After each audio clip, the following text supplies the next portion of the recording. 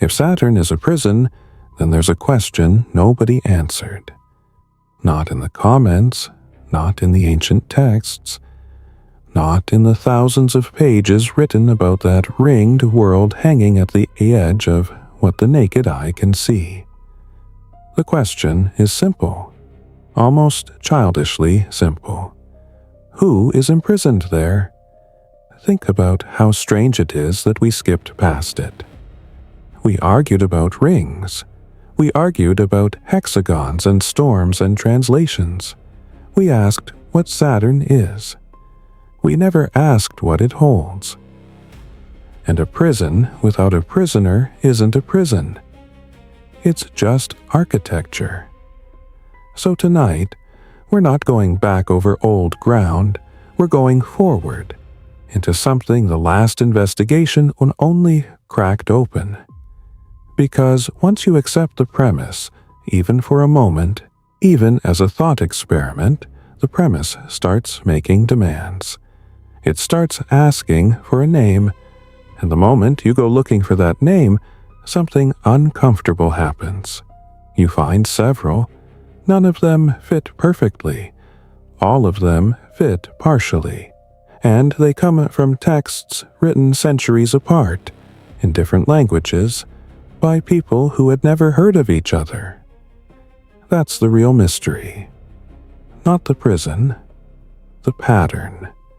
Before we go further, if you're the kind of person who'd rather sit with a difficult question than accept an easy answer, subscribe. This channel is built for exactly that. It costs you nothing, and it keeps these investigations coming. Now, let's begin where the logic begins. A prison is never defined by its walls. Stand in front of any cell ever built, and the stone tells you almost nothing.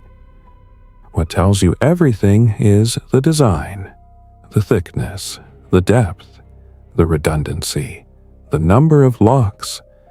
Engineers have a phrase for this. Containment is always proportional to threat. You don't pour a meter of reinforced concrete to hold a thief. You don't bury a vault under a mountain to keep out weather. Every prison is a confession. It confesses exactly how afraid its builders were. So hold that thought against the claim we've inherited, that somewhere out there, past the orbit of the sun's fourth child, past the great red storm of Jupiter, there is a world that ancient traditions marked as an ending, a boundary, a place associated with restraint, with judgment, with time itself running out. If that's a prison, look at the scale of it.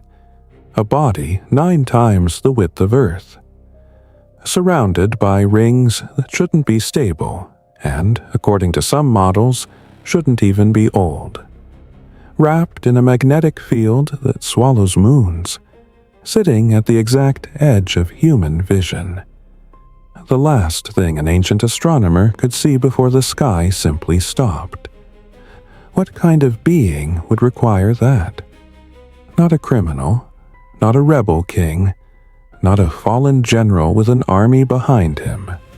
You would need something that couldn't be killed. Something that couldn't be reasoned with, bargained with, or destroyed. Something that could only be held. And here's where I want to be very careful with you, because this is exactly where most videos on this subject start lying.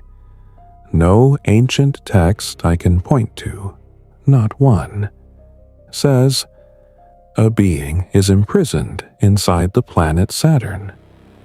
That sentence does not exist in the Book of Enoch. It does not exist in the Hebrew Bible. It does not exist in Mesopotamian tablets or Greek epic poetry.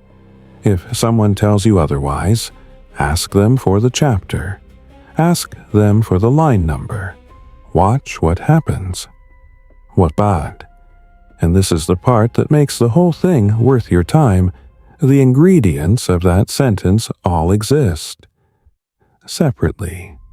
in sources so old and so far apart that historians still argue about how they relate.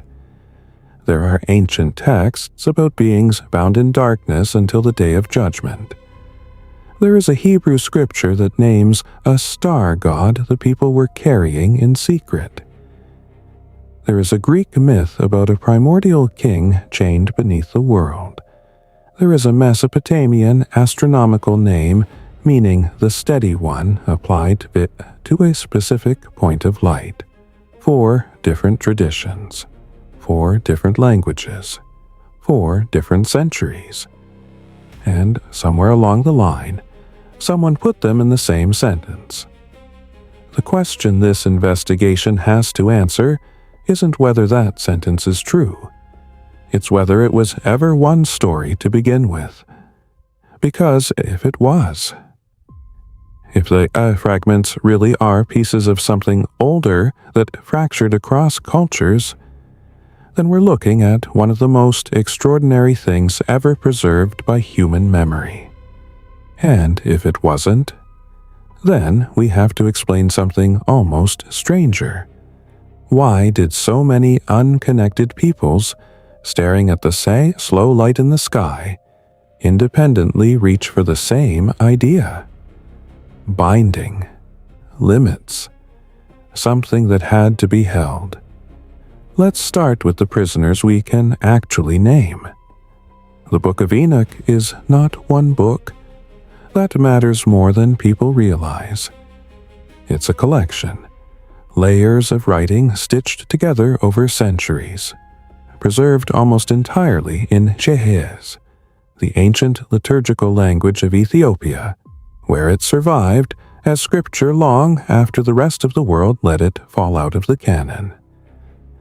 Fragments of it turned up among the Dead Sea Scrolls in the 20th century, which told scholars something important. Parts of this text are old, older than a lot of what sits comfortably in modern Bibles. And the story it opens with is one of the strangest inheritances in religious literature. A group of beings called Watchers, in the Aramaic, the Iron, the ones who are awake, the ones who do not sleep, look down at the daughters of men and decide to descend. The text says they bound themselves by an oath on a mountain. It says there were 200 of them. It names their leaders. And it says that what they did next broke something that could not be repaired. They took wives. They fathered children who were not entirely human. And, this is the part most people skip, they taught. Metalworking, weapons, cosmetics and ornamentation, root cutting and enchantments. The reading of signs in the sky, the sun, the moon, the stars. Knowledge given to a species that hadn't earned it. That's the transgression. Not lust, not rebellion in the military sense. In the logic of the text, the crime is contamination. Something crossed a boundary that was supposed to be permanent. And the punishment matches the crime exactly. The text describes a figure named Azazel being bound hand and foot and cast into darkness, into a place it calls Dudail, covered over, left there. And the text is specific about the duration, until the great day of judgment. It describes the leader of the descent, Shemahazah, and the others bound beneath the earth. 70 generations, the text says, then judgment. Read that carefully, because the architecture is remarkable. They are not destroyed. They are not annihilated or unmade. They are contained, held in a location, in darkness, for a fixed and enormous span of time. And the sentence ends not with death, but with a trial that hasn't happened yet. That is, structurally, a prison. Everything a prison is. A place, a duration, a sentence, a pending verdict. and the idea traveled. Centuries later, letters that made it into the New Testament, Jude and the second letter attributed to Peter, refer to angels who abandoned their proper dwelling, being kept in chains, in darkness, reserved for judgment. Whoever wrote those lines knew this tradition. It was in the air. So we have prisoners. We have a sentence. We have a jailer's logic. What we do not have, and I need you to hold on to this, is a planet. Nowhere in these texts does anyone say Saturn. Not once. The place of binding is described as beneath the earth, in a desert, in darkness, in an abyss. If anything, the geography points down, not up. So the honest position is this. The Book of Enoch gives us the most detailed cosmic imprisonment in ancient literature. And it puts that prison underground, which should end the conversation, except it doesn't. Because of a detail almost nobody mentions. The Book of Enoch is not only concerned with the earth, large sections of it are obsessed with the sky. There's an entire portion, scholars call it the astronomical book, and fragments of it were found at Qumran, devoted to the movements of the sun and moon, the gates they pass through, the ordering of the calendar. This text cares intensely about celestial mechanics, about things staying in their assigned paths. And in another section, Enoch is taken on a journey and shown something he does not understand. He sees what the text describes as stars, bound, burning, held in a place of punishment. And when he asks why, he's told these are the stars that transgress the commandment of the Lord, because they did not come out at their appointed times. Stars, punished for not keeping to schedule. Now, in the ancient world, the line between a star, a planet, and a divine being was not the line we draw today. A wandering light in the sky could be a god, a messenger, a watcher. The categories bled into each other constantly. So here is where the honest investigation gets uncomfortable. The text gives us bound stars. The text gives us bound watchers. The text describes both as punished for breaking an assigned order. But it never joins those two images into one sentence. It never glimpses which star. It never points at a specific light and says, there, someone else did that. Much later. And to understand who and why, we have to leave Enoch entirely and go looking for a prisoner who might be older than the Watchers, because there's a possibility we haven't considered. What if the Watchers weren't the first? The Book of Enoch opens in the middle of something. That's easy to miss.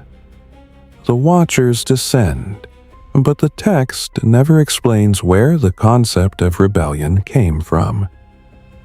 Nobody in the story is surprised. Nobody asks how such a thing could be possible. The categories already exist.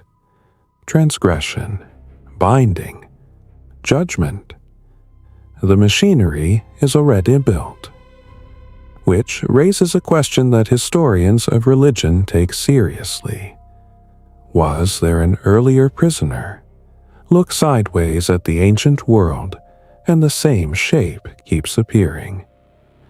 In Greek tradition, before Zeus there was Kronos, not a rebel, a ruler, a god of a golden age who devoured his own children to keep the order from changing, who was overthrown by the son he failed to swallow, and who was then, in most versions, cast down into Tartarus, bound, beneath everything.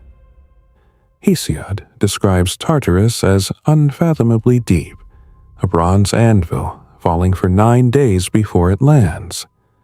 a place sealed with gates, guarded, held. But there's another Greek strand, quieter, stranger, and this is where it gets genuinely eerie. In some traditions, Kronos isn't destroyed and isn't suffering. He's asleep. Plutarch preserves an account of a god slumbering on a distant island in the far northern sea, guarded, dreaming, his sleep itself the chain that holds him. Not punishment, suspension. A being paused rather than ended. And when Rome inherited Kronos and called him Saturn, they kept the strangest part. Saturn's festival, the Saturnalia, was a celebration in which the order of the world was deliberately inverted. Slaves and masters exchanged places. Rules dissolved.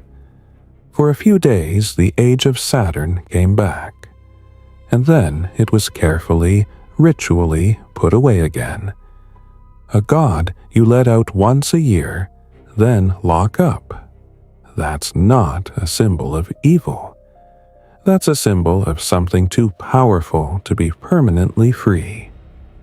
But I have to be exact with you here, because this is where two different things get welded together in a way the sources do not support.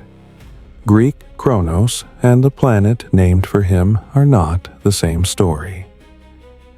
The Greeks associated the outermost visible wanderer with Kronos, yes, but the myth of the bound Titan is not an astronomical claim. Nobody in Athens believed a god was physically inside that point of light. The planet carried the name, not the body. The distinction sounds pedantic. It is not. It is the exact seam where ancient tradition ends and modern interpretation begins. Now, the name. Because there is one word that keeps surfacing in this investigation, and it deserves the care nobody gives it. Kaiwan. It appears in the Hebrew Bible, in the book of Amos, in a passage of prophetic accusation. The prophet condemns the people for what they carried through the wilderness, and among the things named is a term rendered in many English translations as Kiyun, or Kaiwan, described as the star of their god, an image they made for themselves. That's the text. A star, a god, an idol carried in secret while claiming to worship another. When the Hebrew scriptures were translated into Greek, the translators rendered this differently, and that version, Rephan Hatikwohan, Rephan or Rephan, is what Stephen quotes centuries later in the Book of Acts. Two names for what appears to be the same thing, and scholars have argued about the relationship ever since. Here's what makes Kaiwan matter. The word is not originally Hebrew. It corresponds closely to the Akkadian Kayamanu, a Mesopotamian term meaning, roughly, the steady one, the constant one, the enduring one. And in Mesopotamian astronomy, that name was applied to a specific point of light, the slowest of the visible wanderers, the one that takes roughly 30 years to complete its circuit while everything else races past, the one we call Saturn. So this is real. This connection has actual philological weight. A star god condemned in Hebrew prophecy carries a name that in the surrounding culture referred to the outermost visible planet, the same body the Greeks would later attach to Kronos and the Romans to Saturn.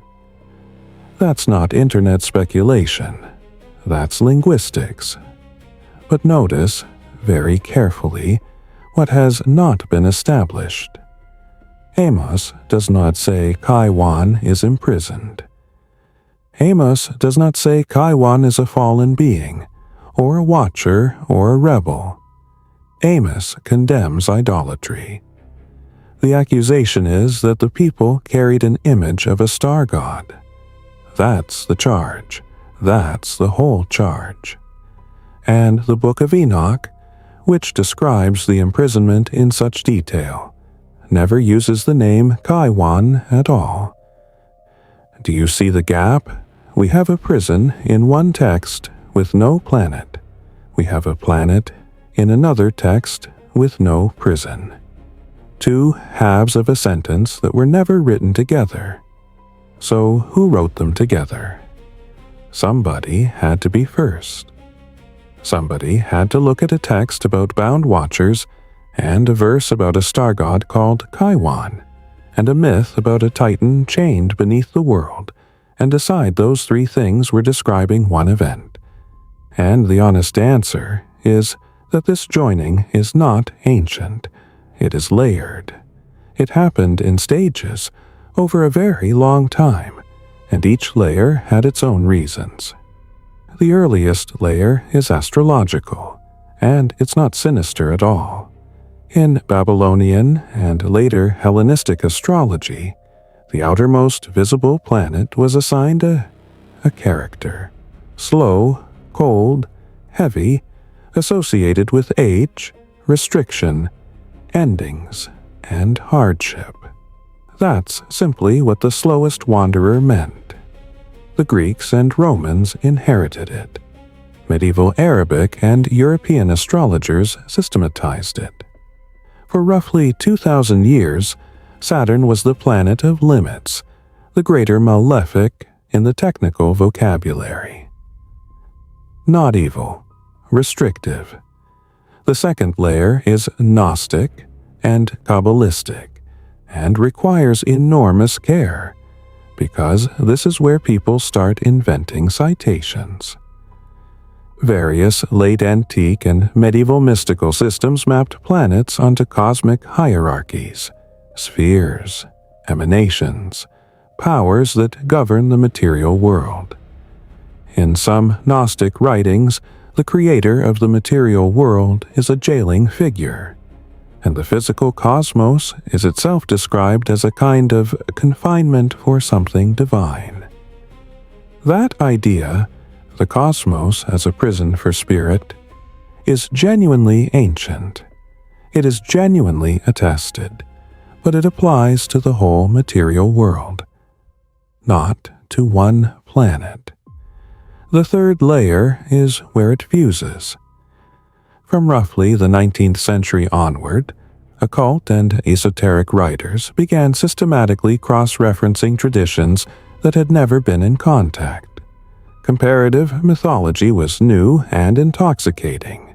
If Kronos equals Saturn, and Saturn equals Qumran, and Qumran is condemned in Scripture, and Enoch describes bound celestial beings, then surely these are fragments of one lost original. That reasoning is seductive. It's also exactly how false patterns are manufactured. Chain enough valid single links together, and you can connect almost anything to almost anything. The fourth layer is ours, the Internet. Where the chain gets compressed into a thumbnail, the qualifiers fall off, and Qumran may be a Semitic form of the Akkadian name for the planet Saturn, becomes the Bible names the being imprisoned in Saturn. One of those sentences is scholarship. The other is faith fiction wearing scholarship's clothes. So, let's lay the chain out and test it, link by link. Not to destroy it, to see what actually holds. Enoch to Watchers. Solid. That's the text itself, in the manuscripts confirmed at Qumran. Watchers to imprisonment. Solid. Explicitly described. Bound. Covered. Held until judgment. Imprisonment to a location in the sky. Weak. The text points downward. Abyss. Desert. Beneath the earth. The bound stars in Enoch's vision are a separate image, never identified with the watchers by name. Qumran to Saturn. Strong, real linguistic evidence through Akkadian Kayamanu. Debated in details, accepted in outline. Qumran to imprisonment. Non-existent. Amos condemns worship, not confinement. There is no verse. Saturn to Kronos. Solid, but its naming convention, not theology. The planet inherited a name, not a body. Kronos to binding, solid within Greek myth. Tartarus, chains, sealed gates, or the sleeping god of the northern sea. All of it to one original story. Unsupported. That's the leap. That's where interpretation puts on a costume. Sit with that for a second. Because look at what survived the test. Almost every individual link is real. The failure is only in the joining. That's not a debunking. That's something far more interesting. A genuine historical puzzle about why so many separate peoples reached for restraint, endings, and confinement when the sea looked at the same slow light. If this is the kind of investigation you want more of, the kind that respects you enough to show its work, drop a comment telling me which link in that chain surprised you most.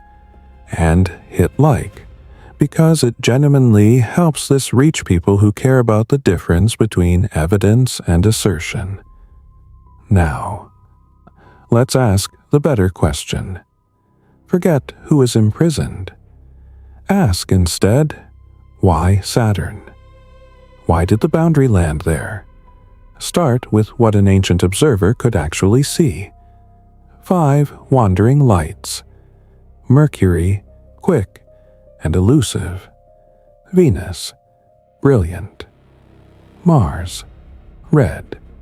Jupiter, dominant. And then one more. Dim, yellowish, moving so slowly it barely seemed to move at all. And then, nothing. Blackness, the end of the visible world. Saturn was the last thing. The final gate, the edge of everything a human eye could confirm existed. Now, add the second observation. Roughly 30 years to circle the sky. A human lifetime in the ancient world. One Saturn cycle was, quite literally, a life. Slowest, farthest, last. The boundary marker of the observable cosmos, moving at the pace of mortality itself. You don't need a conspiracy to explain what happened next. That's how symbols are born. Watch what different civilizations did with the same observation. In Mesopotamia, Kayamanu, the steady one. The reliable one. Not a monster, a constant. In Greece, the deposed king of the Golden Age, bound beneath the world or asleep on a far island. A ruler whose time ran out. In Rome, Saturn, god of agriculture, of the sickle, of the harvest, and the sickle is worth pausing on. Because that same curved blade is the one death carries in European art 15 centuries later. The tool that ends the growing season became the tool that ends the life. Saturn's instrument became Time's instrument, became the reapers. In classical and medieval astrology, the planet of limitation, endings, old age, and discipline. Not evil, finite. In Hebrew scripture, a star god carried in secret and condemned by a prophet. 5 traditions, 1 consistent theme. Boundaries, endings, time. The thing that closes. And now hold up the 2 possibilities side by side, because this is the real choice this investigation leaves you with. Possibility 1. The literal reading. Something real happened.